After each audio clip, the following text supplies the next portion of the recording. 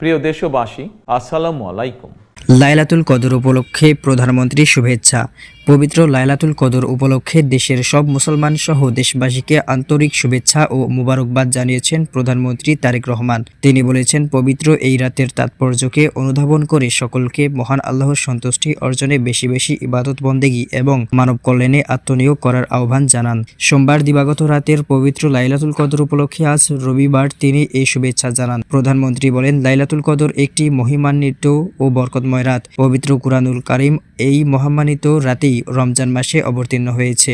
মহান আল্লাহ তাআলা এই রাতকে হাজার মাসের চেয়েও শ্রেষ্ঠ বলেছেন। এই রাত মানব জাতির জন্য কল্যাণ, ক্ষমা ও রহমতের বার্তা নিয়ে আসে। এই রাতে ইবাদত বন্দেগী, তওবা ও দোয়ার মাধ্যমে মহান আল্লাহর নৈকট্য লাভের অনন্য সুযোগ সৃষ্টি হয়। রমজান মাস সংযম, আত্মশুদ্ধি, সহনশীলতা ও মানবিক গুণাবলীর জাগরণের মাস। পবিত্র লাইলাতুল কদরের শিক্ষা আমাদের ব্যক্তি, সমাজ ও রাষ্ট্র জীবনের শান্তি, ন্যায় ও কল্যাণ প্রতিষ্ঠায় অনুপ্রাণিত করে। তিনি আরো বলেন, আসুন আমরা সবাই এই রাতের তাৎপর্য অনুধাবন করে মহান আল্লাহর সন্তুষ্টি অর্জনে বেশি বেশি ইবাদত বন্দেগী করি এবং মানব কল্যাণে আত্মনিয়োগ করি। আমি মহান আল্লাহ তাআলার দরবারে প্রার্থনা করছি, তিনি যেন পবিত্র লাইলাতুল কদরের অসীম রহমত ও বরকত আমাদের সবার উপর বর্ষণ করেন, আমাদের দেশ ও জাতিকে অগ্রগতি, শান্তি, সম্প্রীতি এবং কল্যাণের পথে পরিচালিত করেন। প্রধানমন্ত্রী আশা ব্যক্ত করে বলেন, পবিত্র লাইলাতুল কদরের মহিমা আমাদের জীবনে শান্তি, সম্প্রীতি ও কল্যাণ বয়ে আনুক, এটাই তিনি কামনা করেন।